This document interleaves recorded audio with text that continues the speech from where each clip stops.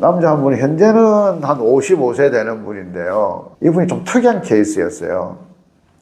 이분이 제가 알고 있은 건 50대 초반, 지금 55세니까 그분은 처음 만났을 때 상태는 조금 절망적이었어요. 굉장히 절망적인 케이스였어요. 사례를 조금 말씀을 드린다면은, 원래는 기금속 중개업을 하신 분이에요.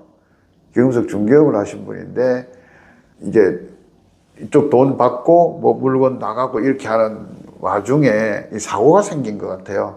돈은 들었는데 물건이 안 나와가지고 그분한테 못 준 거예요.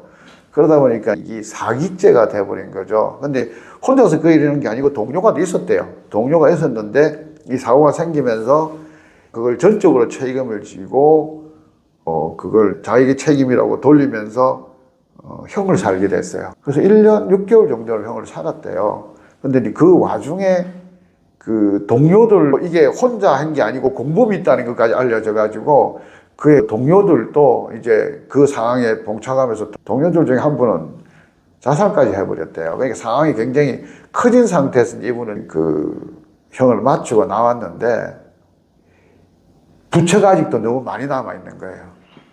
그리고 부인이 있고 자녀도 있는데 이 살 길이 이제 막막해져 버린 거죠. 이분이 전적으로 그 가족을 부양하던 사람인데 이제 1, 6개월 공백 기간도 있었죠. 부채는 많이 남았죠. 이런 상태에서 이분을 만났는데 저도 도저히 이분은 자신이 없다 하는 느낌을 받았지만 울면서 얘기 시작하면서 같이 찾아보자. 그러면 뭐부터 정리를 해볼까 이렇게 했는데 사실은 부채가 제일 문제였던 것 같아요. 이게 계속 압박이 들어오니까 금융권, 개인적인 부채 이런 것들이 들어오니까 뭐 형으로 살았다고 민사소송이 끝난 건 아니니까요. 그래서 가족들한테 피해를 없애기 위해서 이혼 과정을 밟았고요. 이제 1인 가족이 됐죠. 그리고 신용회복위원회 가서 금융권에 대한 부채는 내가 취업을 해서 일부 갚아 나갈 테니까 압박을 가하지 말라는 쪽으로 틀어 막았고요. 그러니까 워크아웃 제도라고 그러더라고요. 그런 것도 얘기해가지고 막았고 이렇게 하면서 어느 정도 중심을 잡아가는데 취업을 해야 되잖아요.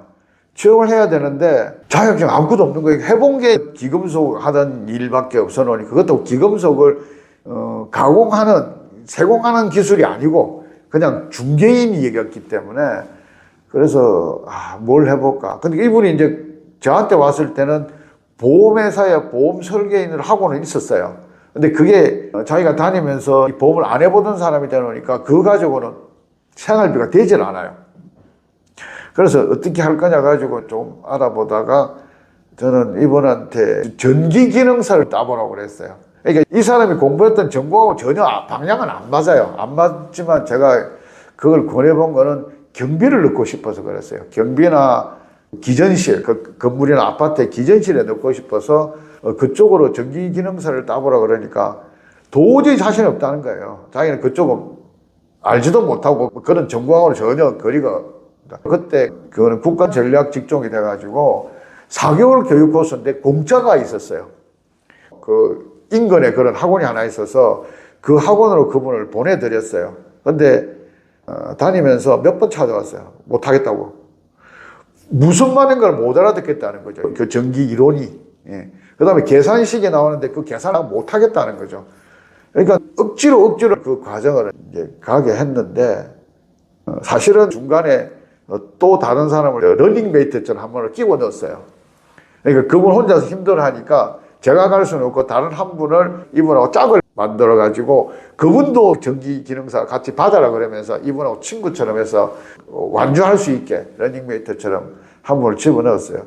힘들어 하더라고요. 그런데 필기시험이 합격을 해야 되는데 이분이 나중에 결국은 성공을 했어요. 했는데 언제쯤 이 이야기가 나와갔냐면 기출문제를 풀기 시작하면서 같은 문제가 계속 반복되니까 내용은 뭔지는 모르겠지만 답은 알겠다는 거죠.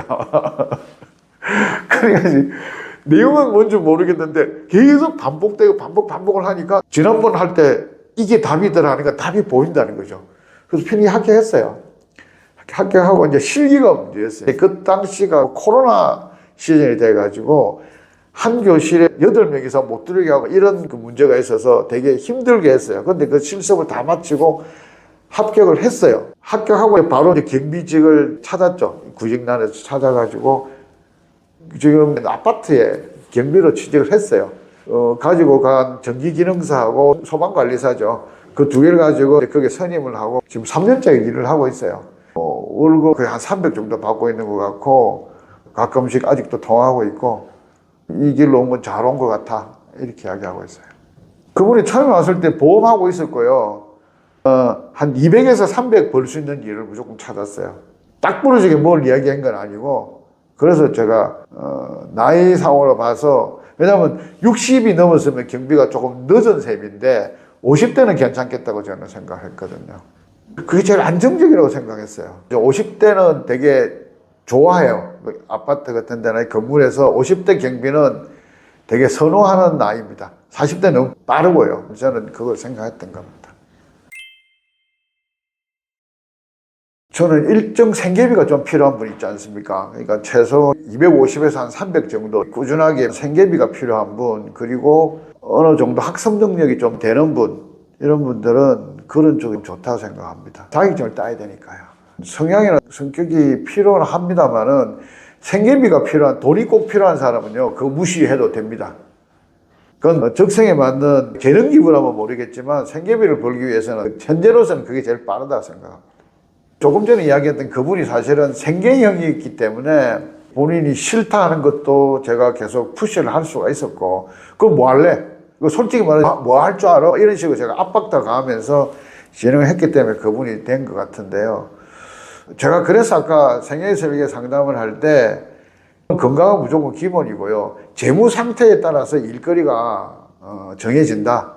만약에 그분이 생계형이 아니었으면 이렇게 밀어붙였을 때 그분 안 했을 거예요. 그런 차이가 좀 있습니다.